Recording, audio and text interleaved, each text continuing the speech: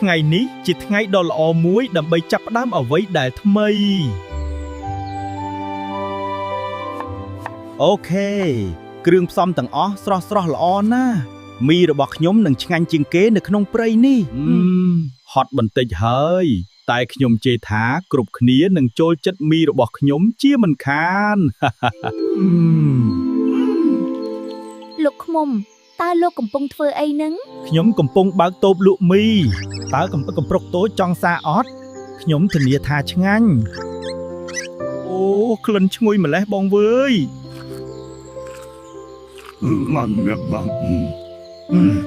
មិនដែរឆ្ងាញ់អត់ឆ្ងាញ់ណាស់លោកបងឃ្មុំឆ្ងាញ់បំផុតដែលខ្ញុំធ្លាប់ញ៉ាំមកនេះបងប្អូនលោកបងឃ្មុំធ្វើមីឆ្ងាញ់ណាស់អរគុណម៉ួយសូមរងចាំបន្តិច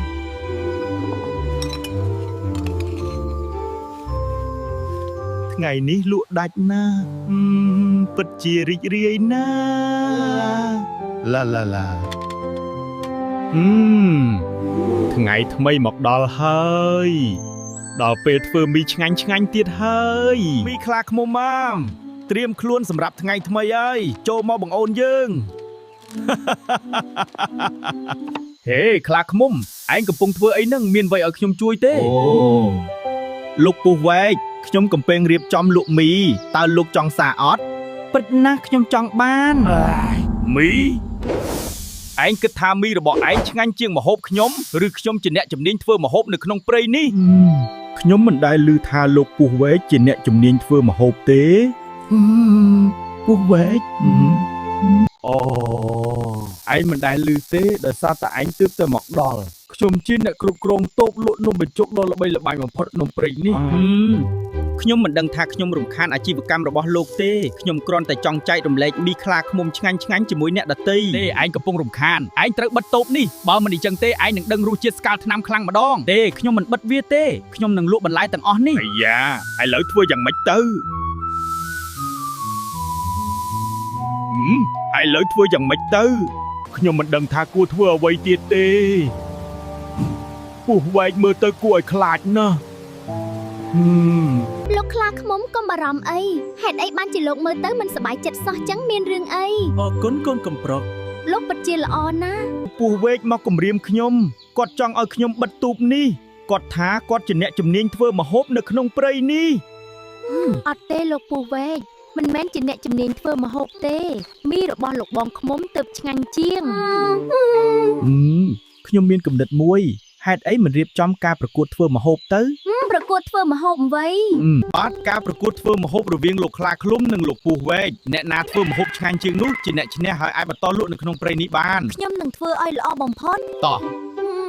គំនិតល្អណាស់ខ្ញុំនឹងទទួលយកការប្រកួតមួយនេះ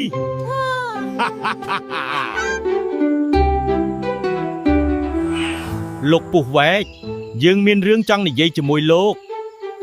មានរឿងអីទៀតយើងចង់រៀបចំការប្រកួតធ្វើម្ហូបមួយរវាងលោកនិងខ្លាឃ្មុំការប្រកួត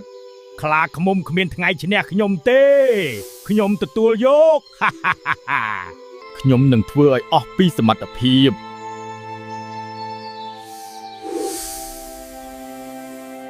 ដើម្បីឈ្នះពោះវែកខ្ញុំត្រូវការគ្រឿងផ្សំដែលពិសេសបំផុតនោះគឺផ្សិតផ្កាយមាសកន្លែងនេះមើលទៅគួរឲ្យខ្លាចណាស់តែដើម្បីមីដ៏ឆ្ងាញ់របស់ខ្ញុំត្រូវតែស៊ូខ្លាឃ្លុំអើយខ្លាឃ្លុំខ្ញុំលោកហើយមកធ្វើអីនៅទីនេះលោកស្វាវអើយតើលោកដឹងថាផ្សិតផ្កាយមាសនៅឯណាទេខ្លាឃ្លុំខ្ញុំត្រូវការវាដើម្បីយកទៅប្រកួតធ្វើមីស្វាវវាដុះនៅទីនោះលើកំពូលភ្នំថ្មខៀវតែប្រយ័ត្នណាផ្លូវឡើងទៅពិបាកណាស់ចិត្តដល់ហើយ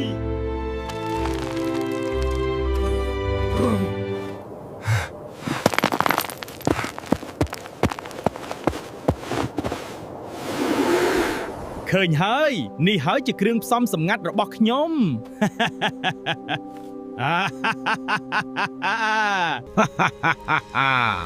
ចាំមើលទៅខ្លាឃ្មុំ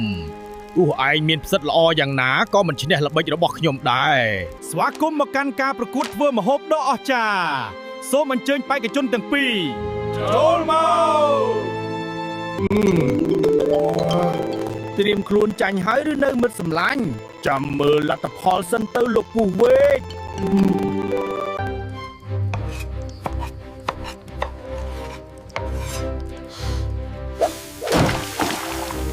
ចាប់ផ្ដើមការប្រកួតអ្នកទាំងពីរមានពេលត្រឹមតែមួយដង្ហើមចង្រិតប៉ុណ្ណោះ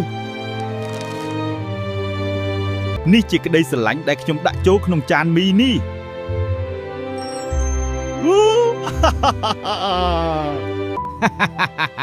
មើលចោះនំបញ្ចុករបស់ខ្ញុំនឹងធ្វើឲ្យគ្រប់គ្នាជក់ចិត្តរហូតដកចិត្តមិនរួចអូមានរឿងអីហ្នឹងលោកដំរីហេតុអីក៏ដេកលក់មើលចោះពូវែកដាក់ថ្នាំសណ្ដំក្នុងម្ហូបគាត់ចង់បោកប្រាស់យើងទាំងអស់គ្នាទេខ្ញុំមិនបានធ្វើទេជួយផងអូឆ្ងាញ់ណាស់ក្លិនផ្សិតផ្កាយមាសធ្វើឲ្យខ្ញុំមានកម្លាំងខ្លាំងក្លានេះហើយជាម្ហូបដ៏ពិតប្រាកដលោកពូវែកម្ហូបដែលឆ្ងាញ់បំផុតគឺម្ហូបដែលធ្វើចេញពីចិត្តស្មោះសាក់ញ៉ាំមើលទៅខ្ញុំសុំទោសលោកខ្លាឃ្មុំមីលោកពិតជាឆ្ងាញ់មែនអូមិនអីទេអរគុណច្រើន